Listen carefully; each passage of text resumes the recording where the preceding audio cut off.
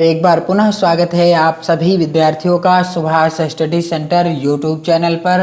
और यह वीडियो कक्षा 9 के सभी छात्रों के लिए मोस्ट इम्पोर्टेंट है, क्योंकि इस वीडियो के द्वारा हम आपसे साझा करेंगे कबीर दास जी की अगली साखी, जो कि इस प्रकार से है। माया दीपक नर पतंग भ्रमि भ्रमि इवै पड़ंत, कहें कबीर गुर ज्ञान थे एक आध उबरंत। और इस साखी का हम आपको संदर्भ लिखना बताएंगे, इसकी व्याख्या क्या हो जाएगी और साथ ही काव्यगत सौंदर्य क्या हो जाएगा, इस वीडियो में हम आपको बताने वाले हैं। तो यदि आपने चैनल को सब्सक्राइब नहीं किया है तो चैनल को सब्सक्राइब कर लें और बेल आइकन को ज़रूर दबाएं, ताकि आने वाली वीडियो का नोटिफिकेशन आप सभी तक आसानी से पहुंच सके। और यदि आपने कबीर दास जी की पहली साखी सतगुर हमसो रीझ करी, दूसरी साखी राम नाम के पट तरे और तीसरी साखी ज्ञान प्रकाश्या गुर मिल्या, इन सभी का संदर्भ, व्याख्या और काव्यगत सौंदर्य से रिलेटेड वीडियो नहीं देखा है तो आप चैनल के प्लेलिस्ट में जाकर देख लें और अपनी तैयारी विधिवत करना शुरू कर दें। और इस चैनल पर आपको इसी तरह से प्रत्येक पाठ से, चाहे वो गद्य खंड का हो चाहे वो पद्य खंड का हो, सभी से रिलेटेड वीडियो उपलब्ध कराएंगे। और साथ ही जो कि कबीर दास जी की जितनी भी यहाँ पर साखियाँ हैं उन सभी की व्याख्या, संदर्भ और काव्यगत सौंदर्य लिखने का तरीका भी बताएंगे। तो आज की साखी क्या है? माया दीपक नर पतंग भ्रमि भ्रमि इवै पड़ंत, कहें कबीर गुर ज्ञान थे एक आध उबरंत। कबीर दास जी कहते हैं कि यह संसार माया के दीपक के समान है। माया दीपक नर पतंग, और नर किसके समान है यानी मनुष्य किसके समान है? पतंगे के समान है। किसके समान है? पतंगे के समान है। भ्रमि भ्रमि इवै पड़ंति, भ्रमि भ्रमि यानी बार बार जिस प्रकार से कोई पतंगा दीपक की ज्योति में बार बार आकर जलने के लिए तत्पर रहता है, या कहने का अर्थ है जहाँ पर चिराग जल रहा होता है तो पतंगा क्या करता है? उड़ कर आता है और उस आग में जल जाता है। ठीक उसी प्रकार से माया दीपक नर पतंग भ्रमि भ्रमि इवै पड़ंत, कहें कबीर गुर ज्ञान थे एक आध उपरंत। जिस प्रकार पतंगा दीपक के सौंदर्य पर मुग्ध होकर या उसके प्रकाश को देखकर क्या कर देता है? अपने प्राणों को त्याग देता है या अग्नि में जल जाता है, दीपक की ज्योति में जल जाता है। कबीर दास जी कहते हैं ठीक उसी प्रकार से मनुष्य माया मुग्ध हो भ्रम में पड़कर अपने को क्या कर देता है? मिटा देता है। जिस प्रकार से पतंगा दीपक की ज्योति में जल जाता है, उस पर मुग्ध होकर के अपने प्राणों को त्याग देता है, ठीक उसी प्रकार से माया मुग्ध होकर के मनुष्य भी क्या कर देता है? अपने आप को मिटा देता है। और आगे कबीर दास जी लिखते हैं कि कहें कबीर गुर ज्ञान थे एक आध उपरंत, कहें कबीर गुरु ज्ञान थे एक आध उपरंत।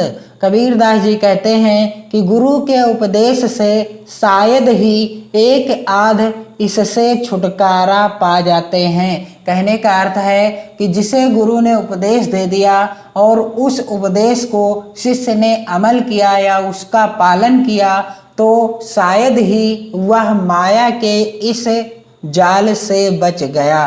तो इसकी व्याख्या और इसका संदर्भ और साथ ही काव्यगत सौंदर्य क्या हो जाएगा, तो सबसे पहले हम आपको इसका संदर्भ लिखने का तरीका बता देते हैं।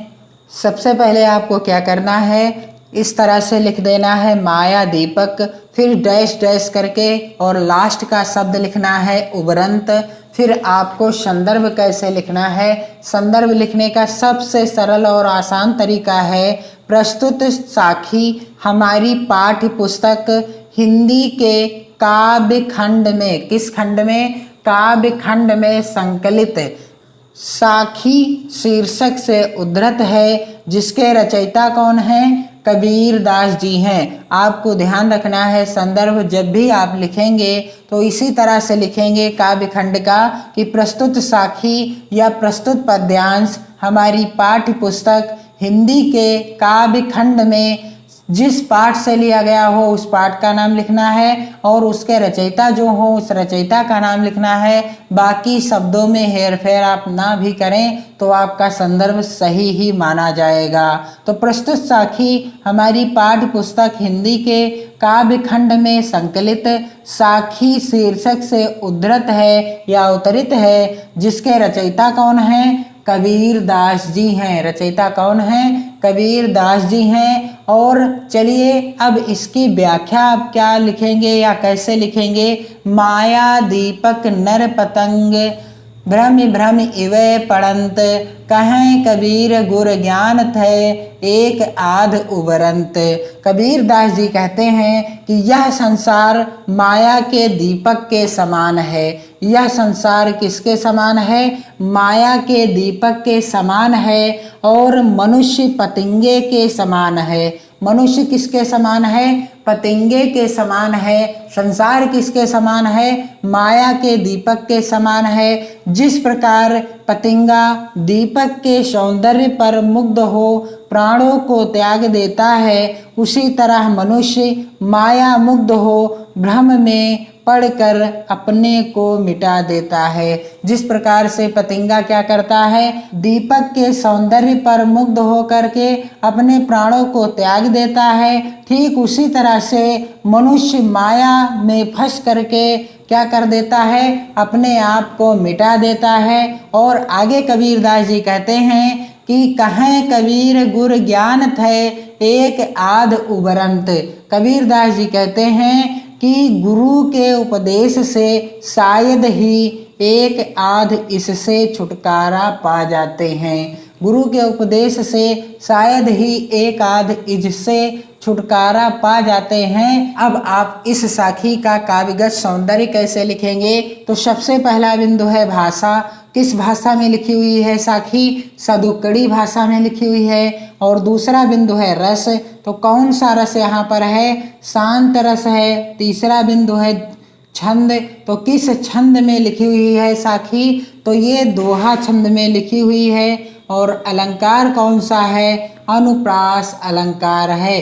तो इसी तरह के वीडियो देखने के लिए चैनल को सब्सक्राइब कर लें। और यदि आप क्लास 9th के, क्लास 12th के या क्लास 10th के छात्र हैं तो आपको इसी तरह के महत्वपूर्ण वीडियो आपकी विषय से रिलेटेड मिलते रहेंगे। और साथ ही आप टेलीग्राम चैनल के द्वारा फ्री PDF नोट्स भी प्राप्त कर सकते हैं, जिसकी लिंक वीडियो के डिस्क्रिप्शन बॉक्स में दी हुई है। अपनी पढ़ाई को बेहतर ढंग से करते रहिए, मस्त रहिए, खुश रहिए, खुशियाँ बांटते रहिए। जय हिंद।